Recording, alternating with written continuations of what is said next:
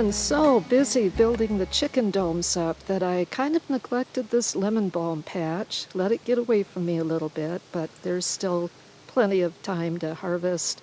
Usually every year I get 3 or 4 cuttings from this one lemon balm patch, which really adds to the herbal storage.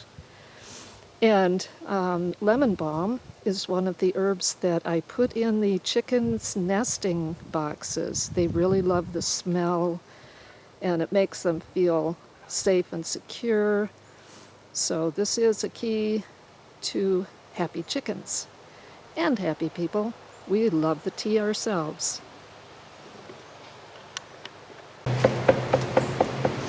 To encourage each plant to bush out after I clip them, I go to the base of the plant, of the stem here where it meets the larger leaves, and I clip it right there.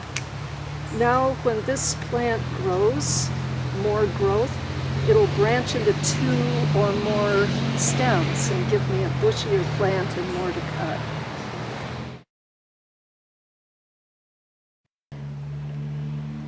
Okay, I'm going to leave half of this little bed for a shadier time. It's better when you pick in the shade than in the sun.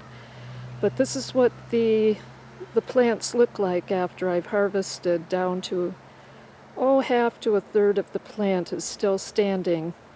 And those will branch out into new growth with usually two branches coming up. And the other ones I haven't harvested yet, but I'll get to them. Lemon balm, by the way, is great if you want to take it at night as a tea to go to sleep.